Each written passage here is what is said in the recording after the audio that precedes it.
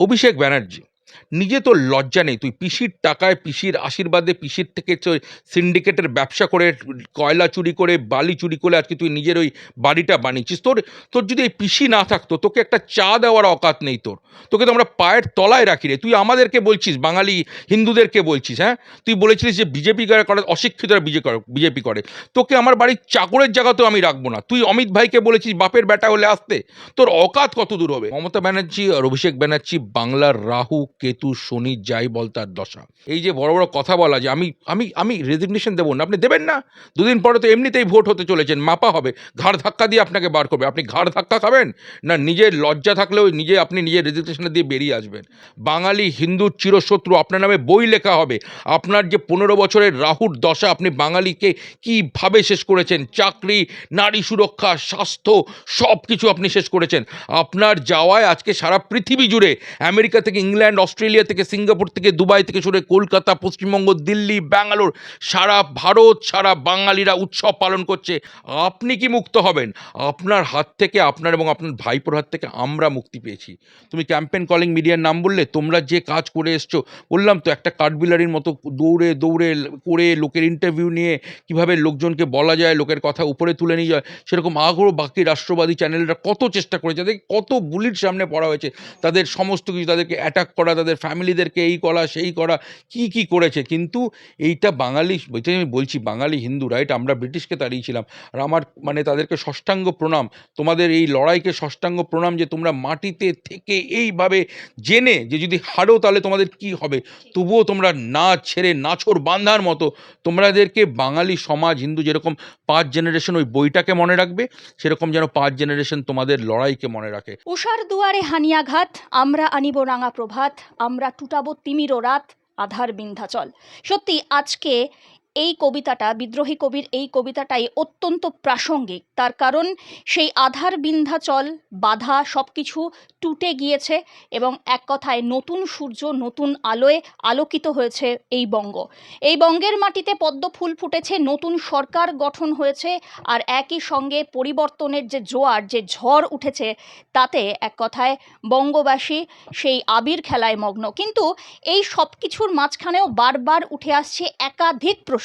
সেই সমস্ত প্রশ্নের উত্তর খোঁজার পালা এই এপিসোডে। সঙ্গে অবশ্যই পেয়ে গিয়েছি আরও একবার যুধাজিৎদাকে। দাদা, অনেক স্বাগত আরও একবার। একদম একদম শুভেচ্ছা তো বটেই, এক কথায় অনেক দিনের প্রতীক্ষিত এই জয়। আর এই জয়ের সঙ্গে সঙ্গে যেরকমটাই আর কি বিদ্রোহী কবি বারবার বলেছেন যে সমস্ত বাধা বিপত্তি টপকে, দুর্গমগিরি কান্তার মরু টপকে আমাদের কিন্তু সেই মানে কি বলবো, লক্ষ্যে পৌঁছতে হবে, এটাই আমাদের প্রত্যেকের কাম্য। তো কিন্তু একদম যদি প্রথম থেকে শুরু করি, তাহলে এত দিনের বিনিদ্র রজনী কাটিয়েছো, তো এখন কিরকম ফিলিংস? দেখো, তুমি বললে যে বিদ্রোহী কবির কথা, আমি বলবো রবীন্দ্রনাথ ঠাকুরের কথাও, আয় রে আয় সব ভারত সন্তান, মাতৃভূমি করে আহ্বান। আমাদের কাছে এই লড়াইটা কিন্তু নর্মাল রাজনৈতিক লড়াই, বিজেপি তৃণমূলের অনেক অনেক ওপরে ছিল। এটা ছিল আমাদের বাঙালি হিন্দুদের শেষ চেষ্টা নিজের জমি, ভূমি, ধর্মকে বাঁচানোর। সেই জন্যই আমরা 10,000 মাইল দূর থেকে ছুটে এসেছি। কত কত পরিযায়ী শ্রমিকরা এসেছে। আর কত বছর ধরে 2021 সালে যখন আমরা সবাই ভেবেছিলাম এই স্বৈরাচারী পিসি ভাইপোর সরকারকে আমরা ফেলতে পারবো, এবং জাস্ট মানে কিছু ইধার উধার ভুলের জন্য আমরা পারিনি, আমাদেরকে কত বুলিংয়ের সামনে আসতে হয়েছে, পোস্ট পোল ভায়োলেন্স। আজকে যারা বড় বড় কথা বলছে, এই অভিষেক ব্যানার্জির মতো লোকেরা, তারা কি রক্তগঙ্গা বইয়েছিল পশ্চিমবঙ্গের বুকে। আমি জানি কত কত আমাদের ছেলেমেয়েরা তোদের মতো কত কত, তাদের কত বুলির সামনে, কত হিংস্রতার সামনে, নারী নির্যাতন, কত রেপ, 7,000 হিন্দু মহিলা বাংলার বুকে রেপ হয়েছিল সেদিন। কত কিছু হয়েছিল, কেন? জাস্ট বিজেপির পতাকা ধরার জন্য।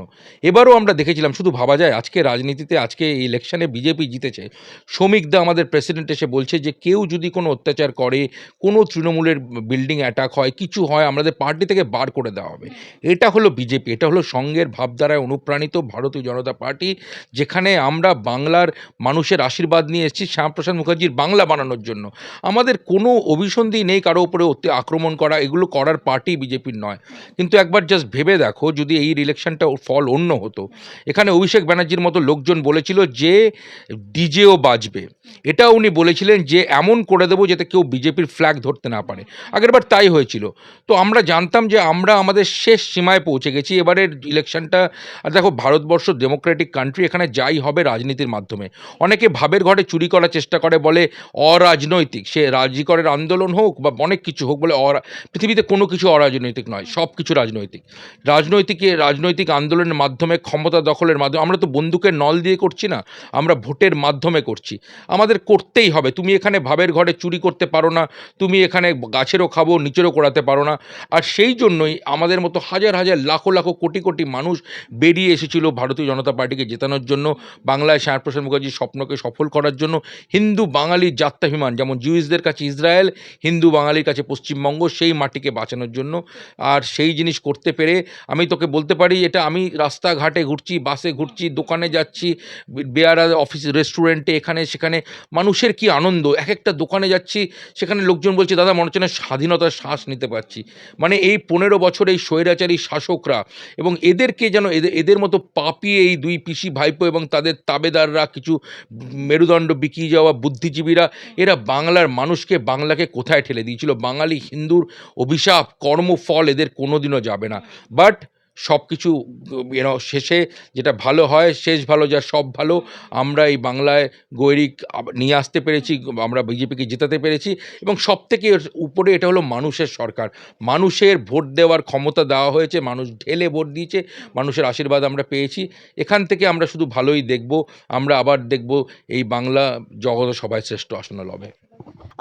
আমি কোনো রকমভাবেই ইস্তফা দেব না, আমি পদত্যাগপত্র জমা দেব না, এরকম তিনি বারবার বলেছেন। এমনকি তিনি প্রেস কনফারেন্স ডেকে সাংবাদিকদের সামনে বলেছেন, আমি হেরে যাইনি, আমাকে জোর করে হারিয়ে দিয়েছে বিজেপি। যদি শপথ নিতে যেতাম তাহলে রাজভবনে, মানে বর্তমান লোকভবনে যেতাম, কিন্তু আমি ভেবেছি আমি পদত্যাগপত্র জমা দিতে যাব, আমি কখনোই লোকভবনে যাব না।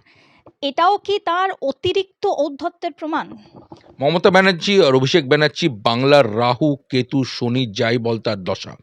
উনাদের মতো স্বৈরাচারী শাসক বাংলা কোনোদিনও দেখেনি, পশ্চিমবঙ্গ কোনোদিনও দেখেনি। উনার ঔদ্ধত্য সীমানাকে ছাড়িয়ে যায়। শুধু ঔদ্ধত্য না, নির্লজ্জতাও। কতটা নির্লজ্জ হলে কে এই রকম ম্যান্ডেটের পরে, যেখানে বাংলার মানুষ কোটি কোটি মানুষ, সম্পূর্ণ বাংলা ওদেরকে ছুঁড়ে ফেলে দিয়েছে। আজকে এরা রাজনৈতিক, এরা এখানকার লিডার ছিল, পলিটিক্যালি এরা বাংলাকে রাজত্ব করছিল, তারপরেও ওদের এই ভার্ডিক্ট ওরা পেয়েছে।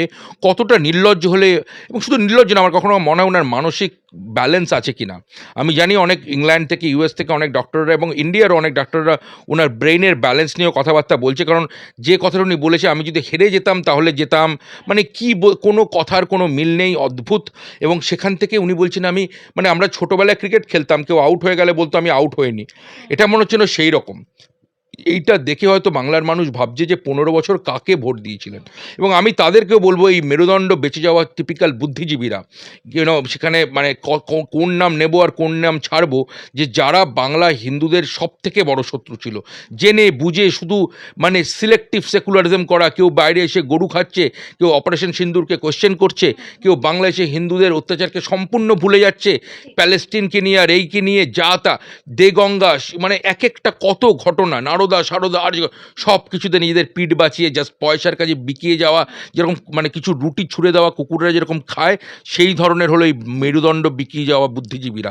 পিসি কোন লজ্জায়। এবং তুই দেখবি একদিনের মধ্যে সবাই বলছে না, এটা কিন্তু আমি কিন্তু কখনো বিজেপি ছিলাম না। আমি দেখছিলাম কি কবির সুমন বলছে, আমি কোনো তৃণমূল ছিলাম না, আমি একজন শিল্পী। মনে রাখবেন, আমরা কেউ মুখে ঘাসে মুখ দিয়ে চলি না। ওপর থেকে নিচ অব্দি আপনাকে আমাদের মাপা আছে, আর অপেক্ষা করতে থাকুন। আপনার মতো বাঙালি হিন্দুর শত্রুদের একের পর এক নাম গোনাবো। আপনারা বাঙালি হিন্দুকে শেষ করেছেন। আমার মনে আছে কবির সুমন কনভার্ট হওয়ার দুদিন পরে ব্যাঙ্গালোরে প্রোগ্রাম করতেই এখনও মনে আছে, জল বলছিল না, বলেছিল পানি চাই, পানি। আমরা ভুলবো না, বুঝলেন? আমরা বাঙালি হিন্দুরা বুঝবো না। যাই হোক, মমতা ব্যানার্জির কথায় ফিরে আসি। এই যে বড় বড় কথা বলা যে আমি আমি আমি রেজিগনেশন দেবো না, আপনি দেবেন না। দুদিন পরে তো এমনিতেই ভোট হতে চলেছেন, মাপা হবে, ঘাড় ধাক্কা দিয়ে আপনাকে বার করবে। আপনি ঘাড় ধাক্কা খাবেন, না নিজের লজ্জা থাকলেও আপনি নিজের রেজিগনেশনে দিয়ে বেরিয়ে আসবেন? 7-8টা আমি দেখছিলাম শোভনদেব ডেরেক ওব্রায়ান কষ্ট করছে শোভনদেব বাবুর হাতটাকে টেনে তোলার, উনি হাতটা তুলতে চাইছেন না।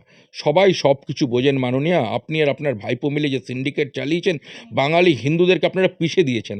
আমাদের মতো শান্তিপ্রিয় জাতি আমরা কাউকে একটা উঁচু স্বরে কথা বলি না। আমরা আমাদের বাড়িতে এলে তাকে অতিথি দেবো ভব।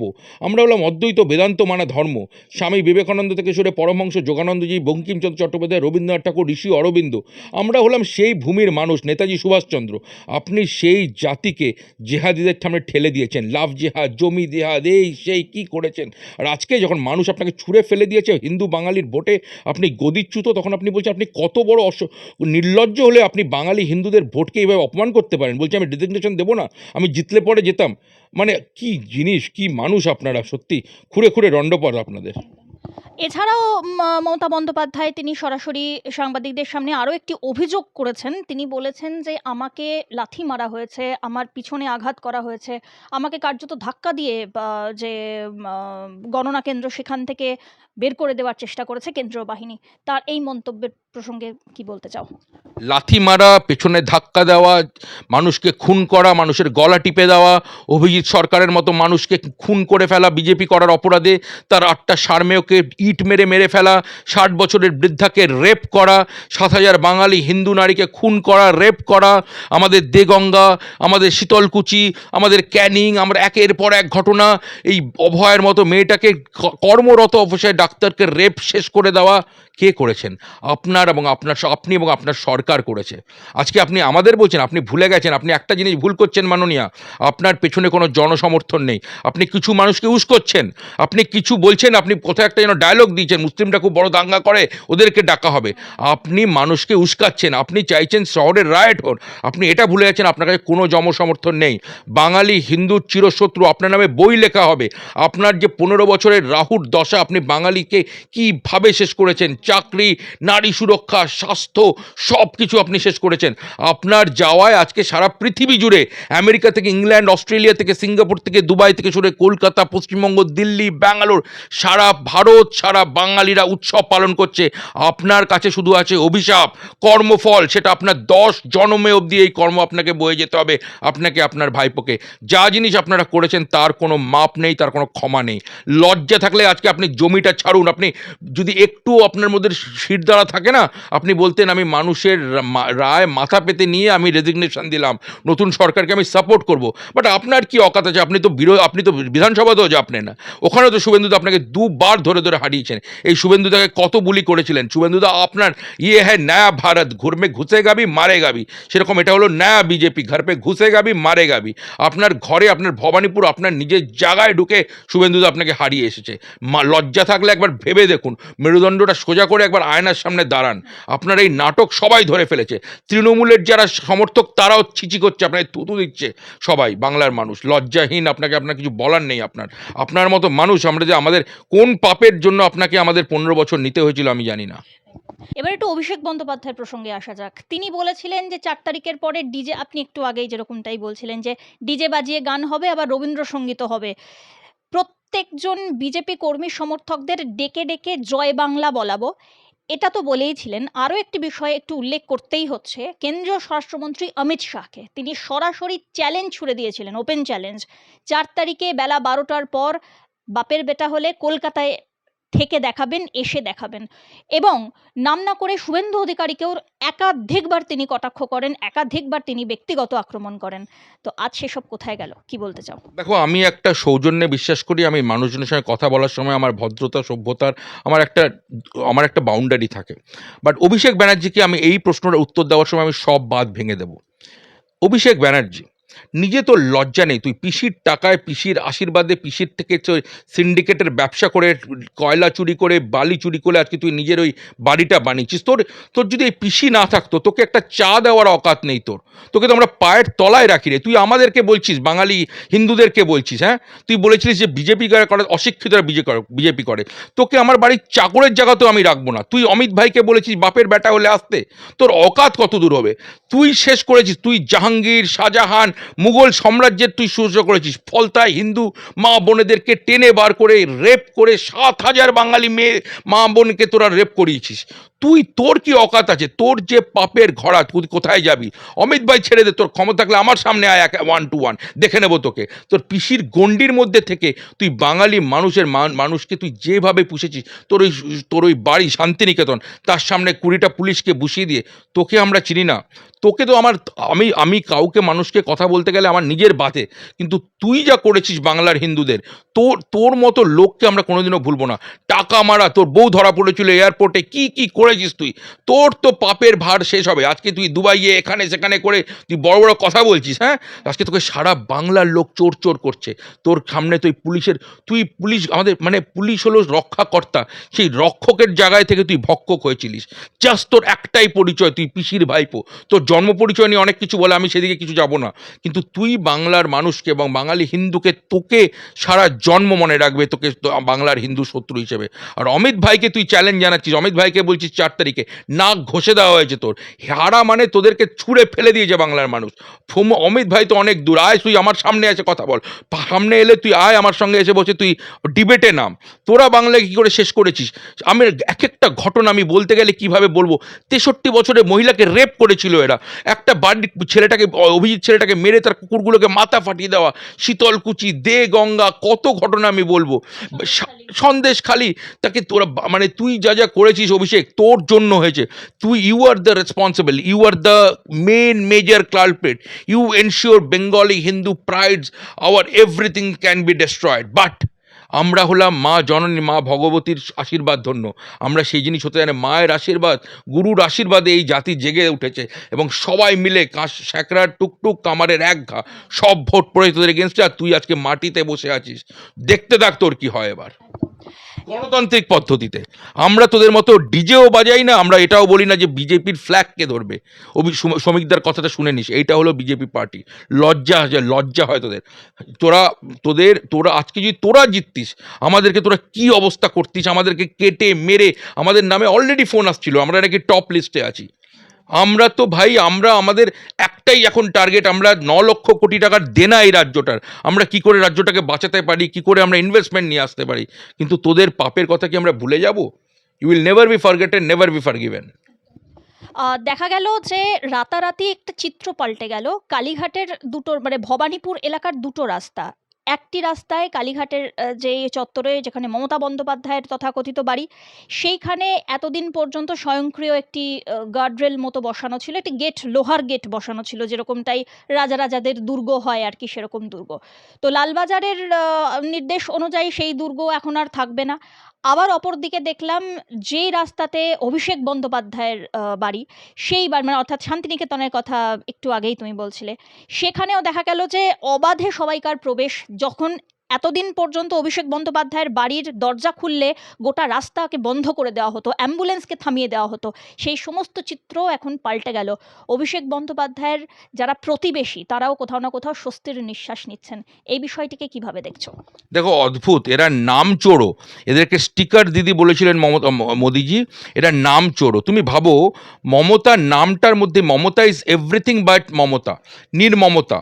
আর সেরকম অভিষেক ব্যানার্জি বাড়ির নাম দিয়ে শান্তিনিকেতন। রবীন্দ্রনাথের কত বড় অপমান যে ওর মতো একটা চোরের বাড়ির নাম হলো শান্তিনিকেতন। আবার একটুখানি মমতা প্রসঙ্গে ফিরি। মমতা বন্দ্যোপাধ্যায় যদি রীতি মেনে পদত্যাগ না করেন, মানে পদত্যাগপত্র জমা না দেন, তাহলে কি রাজভবন, বর্তমানে লোকভবন, সেক্ষেত্রে কি কোনো রকম ব্যবস্থা নিতে পারে? হ্যাঁ, ওটাই তো তোমার সংবিধান বলছে।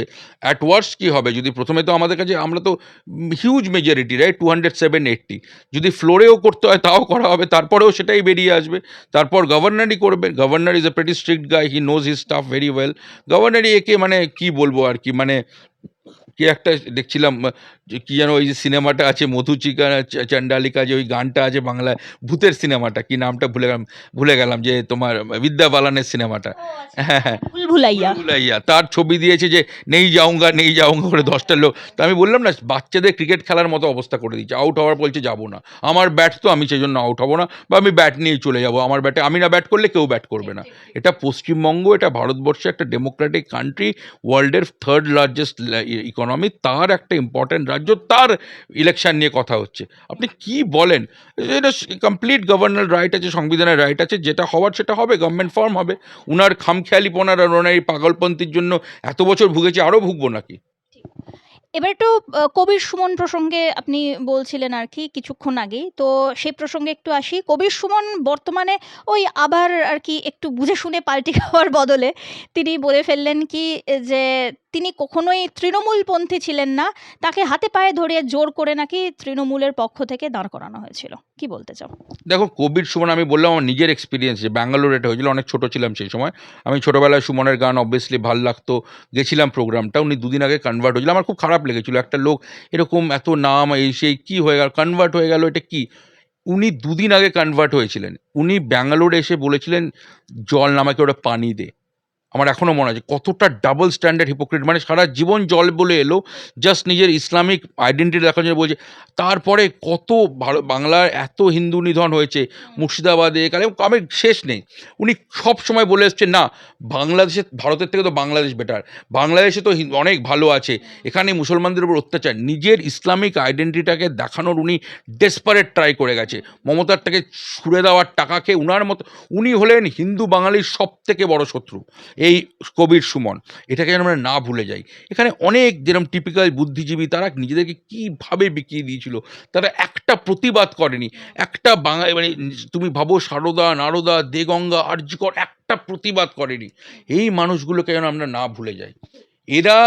এদেরকে যখন ওই বইটা লেখা হবে না, 15 বছরের রাহুর দশা বাংলার, এদের নামে যেন চ্যাপ্টার লেখা হয়, আমরা এদের না ভুলি। আর আমরা যেন আমাদের বাচ্চাদের, আমাদের নেক্সট জেনারেশনকে শেখাই যে কীরকম মানুষ না হওয়া উচিত, কবির সুমনের মতো মানুষ না হওয়া উচিত, পরমব্রত চ্যাটার্জির মতো না হওয়া উচিত। শেষ দিকে তৃণমূলের চটি চাটতে গিয়ে এখন আজকে এইগুলো গেছে, ওকুলো গেছে।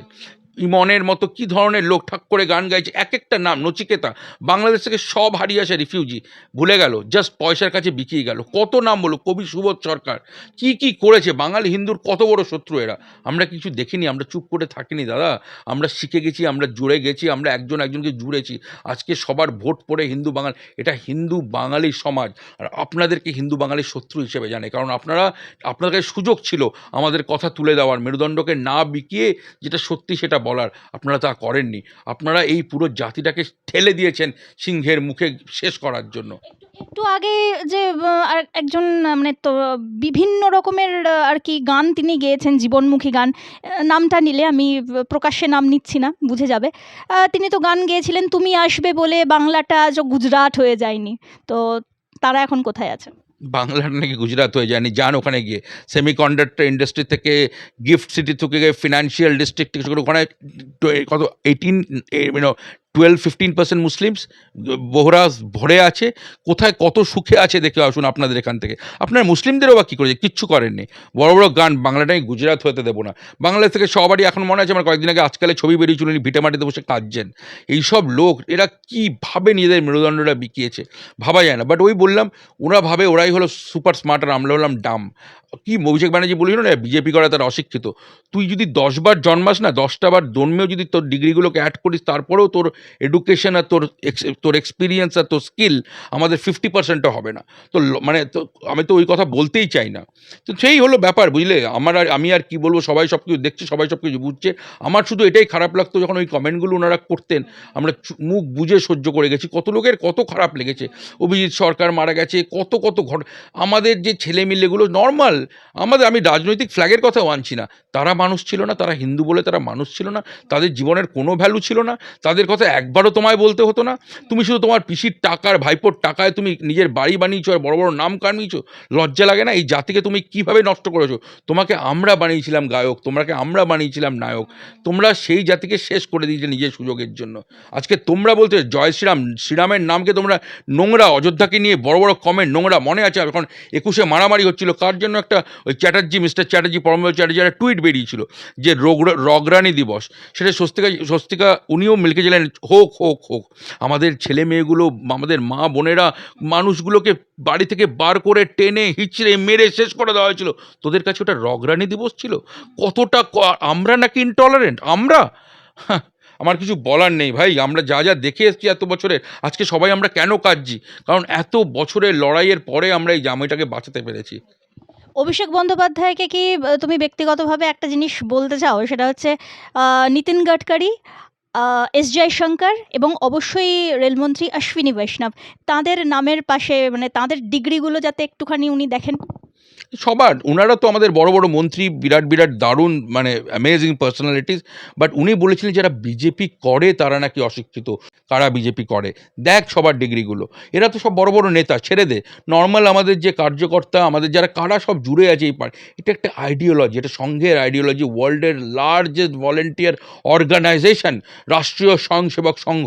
যাও গিয়ে পড়ো, বোঝো কী জিনিস ভারত মাতা। আমাদের প্রচারকদের, আমাদের স্বয়ংসেবকদের জীবনযাত্রা দেখো। শান্তিনিকেতনের 10তলা বাড়িতে বড় বড় এসি রুমে থাকা নয়। আমাদের দেখো কীরকম আমাদের প্রচারকদের জীবনযাত্রা কী হয়। বাংলা মায়ের প্রতি তাদের, একবার কেশব ভবনে গিয়ে মাথাটা টুকে আসো যদি তাতে কিছু শিক্ষা হয় তোমাদের। তোমাদের লজ্জা লাগা উচিত তোমরা কাকে কি বলেছো বা কীভাবে কত অত্যাচার, আনন্দবাগীদের পুড়ে দেওয়া, এই সব একই দল না? কালকে এরা কমই ছিল, আজকে তৃণমূল, এই সব তো একই দলের লোক। লজ্জা হওয়া উচিত। এরা হিন্দুদেরকে কি কি করেছে। আমাদের জায়গা, বাঙালি হিন্দু আজকে তুমি ভাবো, বেলগাছিয়া, কাশীপুর, সব জায়গা, খিদিরপুর, মোমিনপুর, রাজপুর, তোমার নারকেলডাঙ্গা, সব জায়গা থেকে হিন্দুরা কমতে কমতে সরতে সরতে আজকে যাদবপুর, টালিগঞ্জ কিছু কিছু জায়গায় এসে থেকেছে। জমি বেচে দেয়, মেয়ে বোনদের ওপরে অত্যাচার হচ্ছে, মেয়েদেরকে তুলে নিয়ে যাচ্ছে, লাভ জিহাদ হচ্ছে, কত কত কত কত ঘটনা। এটা কি একটা একটা সমাজকে তুমি পিষে দিয়েছিলে? তো এটার পাপ যাবে কোথায়? এবার একটু সংবাদ মাধ্যমের প্রসঙ্গে আসি। তো তাদেরকেও বলা হয়েছিল যে 4 তারিখের পরে তাদেরকে উল্টো টানিয়ে দেওয়া হবে। এমনকি আমি সরাসরি আমাদের সংবাদ মাধ্যমের নাম নিয়েই বলছি, ক্যাম্পেন কলিং মিডিয়ার যিনি এডিটর ইন চিফ, তার বিরুদ্ধেও নানা রকমের কেস দেওয়া হয়েছিল, অফেন্সিভ কেস দেওয়া হয়েছিল। কি বিষয়ে তিনি না মানে আমাদের চ্যানেল নাকি বিভিন্ন রকমভাবে ইনটলারেন্সকে প্রমোট করছে। নানা রকমভাবে সংবাদ মাধ্যমকে আক্রান্ত করা হয়েছিল, সাংবাদিকদের পেটানো হয়েছে। যেখানেই সংবাদ খবর করতে যাক না কেন, সাংবাদিকরা পিঠ পেতে মার খেতে তাদেরকে বাধ্য করা হয়েছে। তো এই সমস্ত পরিস্থিতির পরিপ্রেক্ষিতে কি আজকে বাংলায় যখন পরিবর্তনের জোয়ার, তখন কি সেই পরিস্থিতি পাল্টাবে? কি বলবে? একদম বুলিংয়ে ওদের মতো কেউ হয় না। আমরা পোস্ট পোল ভায়োলেন্সের আগের বার পর সারা পৃথিবীতে, তোমাদের যদি খবর মনে থাকে, আমরা মমতা ব্যানার্জির এগেনস্টে প্রোটেস্ট তুলেছিলাম। এশিয়া থেকে আফ্রিকা, ইংল্যান্ড থেকে অস্ট্রেলিয়া, তানজানিয়া, ইউক্রেন, মানে ভাবা যায় না এমন এমন দেশে সবাই ফ্ল্যাগ নিয়ে আমরা দাঁড় করিয়ে দিয়েছিলাম আমাদের লোকজনকে, যে মমতা ব্যানার্জি হিন্দু জিনোসাইড, হিন্দু রক্ত উনার গায়ে। সেই জন্য আমাকে কত পুলিশ সামনে পড়তে হয়েছে, আমাকে পুলিশ কমপ্লেনের কথা বলা হয়েছে, ওখানে বসে আমাদের থ্রেট করা হয়েছে। তুমি ক্যাম্পেন কলিং মিডিয়ার নাম বললে, তোমরা যে কাজ করে এসছো, বললাম তো, একটা কাঠবিলারির মতো দৌড়ে দৌড়ে করে লোকের ইন্টারভিউ নিয়ে কিভাবে লোকজনকে বলা যায়, লোকের কথা উপরে তুলে নিয়ে যায়, সেরকম আগেও বাকি রাষ্ট্রবাদী চ্যানেলরা কত চেষ্টা করেছে। তাদের কত বুলির সামনে পড়া হয়েছে, তাদের সমস্ত কিছু, তাদেরকে অ্যাটাক করা, তাদের ফ্যামিলিদেরকে এই করা সেই করা, কি কি করেছে। কিন্তু এইটা বাঙালি, আমি বলছি বাঙালি হিন্দু, রাইট? আমরা ব্রিটিশকে তাড়িয়েছিলাম। আর আমার মানে তাদেরকে ষষ্ঠাঙ্গ প্রণাম, তোমাদের এই লড়াইকে ষষ্ঠাঙ্গ প্রণাম, যে তোমরা মাটিতে থেকে এইভাবে জেনে যে যদি হারো তাহলে তোমাদের কি হবে, তবুও তোমরা না ছেড়ে নাছোড় বাঁধার মতো তোমাদেরকে বাঙালি সমাজ, হিন্দু যেরকম 5 জেনারেশন ওই বইটাকে মনে রাখবে, সেরকম যেন 5 জেনারেশন তোমাদের লড়াইকে মনে রাখে। তাছাড়া আমাদেরকে অকৃতজ্ঞ জাতি হিসেবে পৃথিবী চিনবে। তোমাদের সবাইকে আমার ষষ্ঠাঙ্গ প্রণাম। মা ভবতারিণীর কত আশীর্বাদ তোমাদের উপরে থাকবে। এই জাতিকে, ধর্মকে তোমরা বাঁচিয়েছো নিজের, কেউ বুম নিয়ে, কেউ লিখে, কেউ লেখনির মাধ্যমে, কেউ প্রচার করে, কেউ মিডিয়ায়, কেউ রিপাবলিক বাংলা, এই সেই সবাই মিলে তোমাদেরকে, রাষ্ট্রবাদীদের আমার আমার সত্যি মানে আমরা তো স্বাধীনতা সংগ্রাম দেখিনি, কিন্তু এই জাতি যে প্রফুল্ল চাকির জাতি, ক্ষুদিরামের জাতি, প্রীতিলতা ওয়েদ্দাদের জাতি, নেতাজি সুভাষচন্দ্রের জাতি, স্বাধীনতা সংগ্রাম মাস্টারদা সূর্য সেনের জাতি, তার প্রমাণ দেখিয়েছে ছাব্বিশের ইলেকশন আর তার আগে এক একটা করে ইট বেঁধে বেঁধে বেঁধে যে জায়গায় পৌঁছানো হয়েছে, এটা তো একদিনে হয়নি। Rome didn't made in one day. So সেই